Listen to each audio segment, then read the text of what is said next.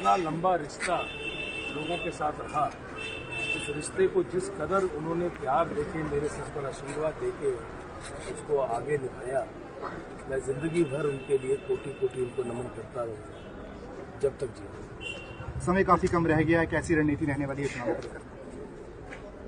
देखिए, किस्मत ने ये चुनाव दिया है। मैंने कभी नहीं सोचा था कि मुझे नगरोटा से इलेक्शन लड़ना है। मैंने कभी नहीं सोचा था कि मुझे इलेक्शन भी कोई एमएलए का लड़ना है। मैंने कभी अप्लाई भी नहीं किया था, जबकि बाकी सब लीडर जो थे, जितने भी सीनियर लीडर रहे, उन सब के बच्चे बहुत साल पहले अपने पिताजी के रहते रहते एमएलए बन गए। चाहे बुटेल साहब हो, आशीष बन गया, चाहे नीरज भारती हो, चाहे विक्रमादित्य हो, पर मैंने कभी अप्लाई भी नहीं किया। जब भी मुझसे मेरे नेता दिल्ली में पूछते थे, चाहे श्री राहुल गांधी जी पूछते थे, चाहे मेरे नेता जो शीर्ष नेतृत्व वो पूछता था, मैं उनको यही कहता था कि हमारे लिए राजनीति जो है वो पिताजी है, और पिताजी के लिए रात दिन समर्पण रखना है ताकि उनके कार्य पूरे हों, क्योंकि परिवार में एक आदमी रात दिन लगा हुआ है और काम कर रहा है। किस्मत ने ये चीज की है। हम चाहते तो ये थे कि हम पिताजी को मुख्यमंत्री के तौर पे देखें, और ये भी चाहते थे कि वो पूरे प्रदेश का प्रतिनिधित्व करें, और नगरोटा बगुआ के पास जो नगरोटा बगुआ जिस सपने को लेके आगे बढ़ा था, वो सपना साकार हो, और श्री जीएस बाली जी की मेहनत जो है उसका उनको आशीर्वाद मिले। मुझे लगता है प्रकृति के आगे किसी का बस नहीं चलता, और बिल्कुल पास जाके एक कदम दूर उससे रह गए। अब ये जिम्मेवारी है, लोगों ने दी है, मेरे कंधों पे दी है, मेरे सर पे आशीर्वाद रख के दी है। मुझे कहा गया हमारे लोगों के द्वारा कि ये आपको करना है। मैंने बहुत बार उनको उस समय मनाया, पर उस समय उन्होंने मेरी एक नहीं सुनी, और ये कहा कि हम आपके साथ खड़े रहेंगे, बस आप आगे बढ़िए। संगठन में बहुत बड़े पदों पे रहे। आज भी मैं राष्ट्रीय सचिव हूँ, पार्टी का सबसे युवा सचिव बना मैं पूरे देश का, कांग्रेस पार्टी, और कांग्रेस पार्टी जैसी विशाल पार्टी का पूरे देश का सचिव बनना अपने आप में एक बड़ी बात थी। ऑर्गेनाइजेशन में काम कर रहे थे, अपने नेता श्री जीएस बाली जी, विकास पुरुष श्री जीएस बाली जी के लिए रात दिन काम करते थे। उनके समर्थक के तौर पे, मैं उनके समर्थक के तौर पे ही काम करता रहा हमेशा, और मेरे नेता श्री राहुल गांधी जी के लिए मैं रात दिन समर्पित रहा और उनके लिए काम करता रहा। अब ये मौका पार्टी ने दिया है, लोगों ने दिया है, लोगों की बहुत सारी आशाएं हैं, जिम्मेवारी है, विकास को नगरोटा में बहुत आगे बढ़ाना है। पिताजी के जो काम थे उनको और आगे लेके जाना है। पिताजी ने बहुत मेहनत की, इतने सारे वर्ष रात दिन उन्होंने मेहनत की, उस मेहनत को आगे लेके जाना है। नगरोटे का नाम, नगरोटा बगुआ का नाम पूरे देश में जिस तरह गूंजता था, जिस तरह चमकता था, उस नाम को उसी जगह पहुंचाना है, और बेरोजगार की आवाज बनना है, बेरोजगार की लड़ाई लड़नी है, और बेरोजगारी खत्म करने के लिए पूरा प्रयत्न करना है कि उसके लिए लगे रहें। और मैंने वचन दिया है, मैंने प्रण लिया है कि 5000 लोगों को अगले 5 सालों में हम रोजगार देंगे, और उसका बकायदा पोस्टर निकालेंगे, बैनर निकालेंगे, उसके ऊपर उसका नाम लिखेंगे, उसके गांव का नाम लिखेंगे, उसका फोन नंबर लिखेंगे, और 5000 लोगों को तकरीबन हम रोजगार देंगे। और जो बेरोजगार है उससे कई ज्यादा है, तो जो कई ज्यादा जो बच जाएगा उसको बारी बारी करके उनकी बारी भी आएगी, पर अगले 5 सालों में हम 5000 लोगों को देंगे। और मुझे पूरा भरोसा है कि लोग संयम भी रखेंगे और मुझ पर विश्वास भी रखेंगे कि हम उनकी लड़ाई लड़ेंगे, विकास को आगे लेके जाएंगे, रोजगार की लड़ाई लड़के लोगों को रोजगार देंगे। देश में जिस प्रकार से भाजपा पार्टी द्वारा टिकट वितरण जो किया गया है, उससे कांग्रेस को फायदा हो रहा है कि नुकसान हो रहा है? बहुत फायदा हो रहा है। देखिए, भाजपा ने बहुत सारे इस बार एक्सपेरिमेंट किए। जिस तरह पहला एक्सपेरिमेंट उनका है कि पठानिया जी को, राकेश पठानिया जी को उन्होंने फतेहपुर भेज दिया, और फतेहपुर जाके बोला कि अब जाके आप लड़िए। तो वहां पे तो ऑलरेडी कृपाल परमार जी लड़ चुके, बड़े बड़े वहां पे लोग लड़ चुके, और राकेश पठानिया जी को क्यों भेजा गया वहां पे, उस जगह क्यों ट्रांसफर किया गया? कहीं ना कहीं उनको लगता था कि नूरपुर से उनको दिक्कत है, वो हार जाएंगे, वहां निक्के को दिया गया। तो कई ये जोड़ तोड़ किया, वहां धौला साहब को भेजा।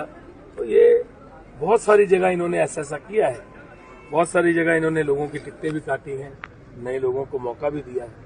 अब ये लड़ाई होती है। देखिए, फ्यूचर के बारे में कहना तो एक चीज है, और मैं एक चीज बड़ी सिंपल जानता हूँ, बड़ा साधारण, क्योंकि मैं सीधा बोलता हूँ, स्पष्ट बोलता हूँ। कर्मचारी नाराज है, बेरोजगार नाराज है, महंगाई की मार हर किसी के ऊपर है, और जो इन्होंने वायदे किए थे, उन चाहे 15-15 लाख का वायदा हो, हर अच्छे दिन आने वाले हैं ऐसा कह के सरकार में आए थे, चाहे वो वायदा हो, काला धन वापस आएगा, चाहे वो वायदा हो, चाहे वायदा हो कि सारे कच्चे घर 2022 तक पूरे देश के पक्के कर दिए जाएंगे, चाहे वो वायदा हो, चाहे वायदा हो कि 2 करोड़ बेरोजगार को प्रतिवर्ष रोजगार मिलेगा।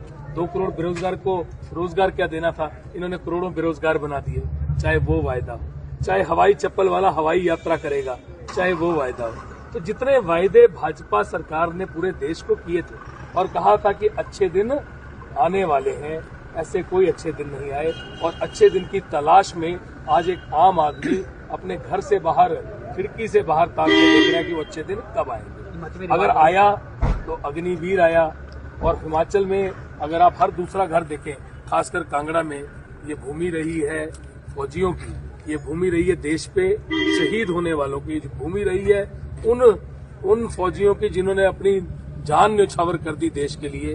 तो जो कांगड़ा है, हमीरपुर है, ये सारी जो बेल्ट है, इसके अंदर बहुत फौजी रहते हैं, बल्कि हिमाचल के अंदर बहुत फौजी रहते हैं। परमवीर चक्र उठा लीजिए, जितने बड़े सम्मान उठा लीजिए, सबसे ज्यादा हिमाचल के हमारे वीरों को मिले।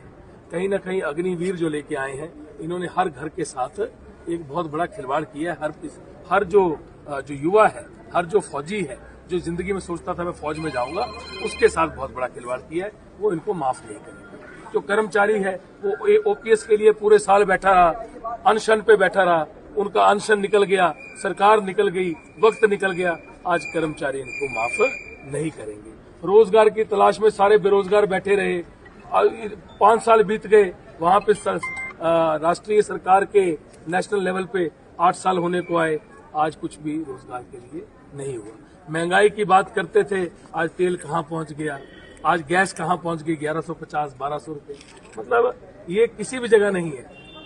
8-9 महीने पहले चुनाव हुए, मुद्दा था महंगाई, और मुद्दा था सिर्फ कि बेरोजगार थे और महंगाई थी, ये मेन मुद्दे थे।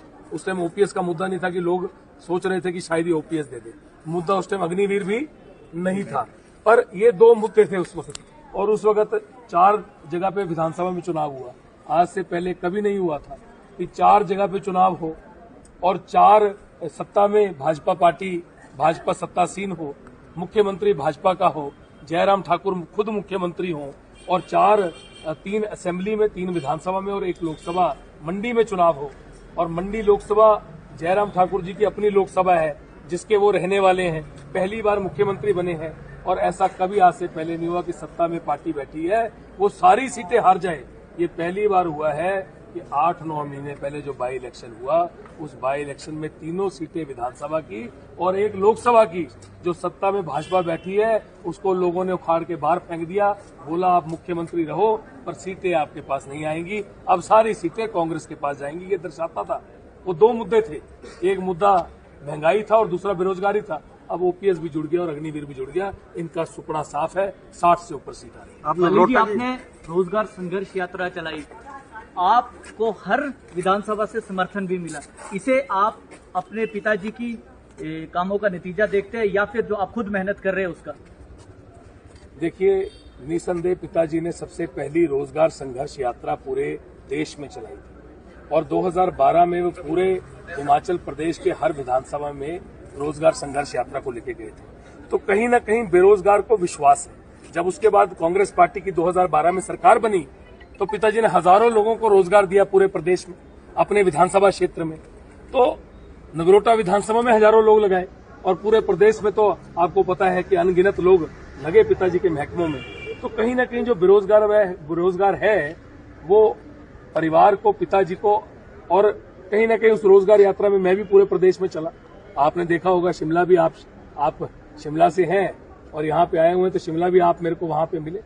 तो मुझे लगता है कि रोजगार की तलाश में जो बेरोजगार है, उसको कहीं ना कहीं हम पे विश्वास है कि हम उसकी आवाज बनेंगे। दूसरी बात यह है कि इंसान, देखिए पिताजी के काम जो है, उनका आशीर्वाद जो है, वो तो मतलब कभी जिंदगी में उन जैसा इंसान होना और पाना बहुत बड़ी बात है, बहुत बड़ा नाम, बहुत बड़ा काम और रात दिन की मेहनत। उनसे बहुत प्रेरणा जिंदगी मिली, उनसे बहुत कुछ सीखा। पर एक चीज मुझे लगता है बहुत बड़ी है कि जो रोजगार यात्रा को पूरे प्रदेश में समर्थन मिला और जिस कदर सारे लीडर हर विधानसभा क्षेत्र से निकल के हमें आशीर्वाद देने के लिए आए, इससे निस्संदेह ये मैसेज जाता है कि कहीं ना कहीं सभी नेताओं का, कई बार के विधायक, कई बार के मंत्री रात को 11-11 बजे नगरोटा विधानसभा क्षेत्र के हमारे हजारों लोगों को और पूरे हिमाचल से जो हजारों लोग हमारे साथ रोजगार संघर्ष यात्री चले थे, उनके स्वागत के लिए, इस्तकबाल के लिए खड़े थे। मैं उनका दोबारा से धन्यवाद करूंगा। ये दर्शाता है कि कहीं न कहीं उनका ढेर सारा आशीर्वाद हमारे ऊपर है, नगरोटा बगुआ के ऊपर है और वो कह रहे हैं कि नगरोटा बगुआ आप आगे निकलो। हम पूरा प्रदेश और प्रदेश के सारे नेता और प्रदेश के सारे जन नगरोटा बगुआ के साथ हैं। ਬਾਬਾ ਯਾਮੀਨ ਬੰਗਾਲੀ ਗੋਲਡ ਮੈਡਲਿਸਟ ਤੁਹਾਡੇ ਸ਼ਹਿਰ 'ਚ ਪਹਿਲੀ ਵਾਰ ਅਦਭੁਤ ਸ਼ਕਤੀ ਚਮਤਕਾਰ ਵੇਖੋ। ਦੇਸ਼ ਵਿਦੇਸ਼ 'ਚ ਬੈਠੇ ਸਾਨੂੰ WhatsApp ਤੇ ਵੀ ਕਾਲ ਕਰ ਸਕਦੇ ਨੇ। ਘਰ ਬੈਠੇ 11 ਮਿੰਟਾਂ 'ਚ 101% ਦੀ ਗਾਰੰਟੀ ਨਾਲ ਸਮਾਧਾਨ। ਵਸ਼ੀਕਰਨ ਅਤੇ ਮੁਠਕਰਨੀ ਦੇ ਮਾਹਿਰ ਸਭ ਤੋਂ ਪਹਿਲਾਂ ਕੰਮ ਕਰਨ ਦਾ ਵਾਅਦਾ। ਨੌਕਰੀ, ਪ੍ਰਮੋਸ਼ਨ, ਕਾਰੋਬਾਰ 'ਚ ਪਰੇਸ਼ਾਨੀ, ਘਰ 'ਚ ਝਗੜਾ, ਬਰਕਤ, ਔਲਾਦ ਕਹਿਣੇ ਤੋਂ ਬਾਹਰ ਹੋਣਾ, ਕੋਰਟ ਕੇਸ, ਤਲਾਕ, ਪ੍ਰਾਪਰਟੀ ਡਿਸਪਿਊਟ, ਗੁਪਤ ਰੋਗ, ਪੁਰਾਣਾ ਦਰਦ, ਪਤੀ ਪਤਨੀ ਚੰਬਨ, ਜਾਦੂ ਟੋਣਾ, ਮਨਮੋੜੀ ਵਸ਼ੀਕਰਨ ਕਰਵਾਉਣਾ ਜਾਂ ਤੁੜਵਾਉਣਾ, ਸੌਤਨ ਦੁਸ਼ਮਣ ਤੋਂ ਛੁਟਕਾਰਾ, ਸਦਾ ਲਈ ਰੁੱਸੇ ਨੂੰ ਮਨਾਉਣਾ, ਪਿਆਰ, ਮੁਹੱਬਤ। ਬਾਬਾ ਯਾਮੀਨ ਬੰਗਾਲੀ 96 435 032 21।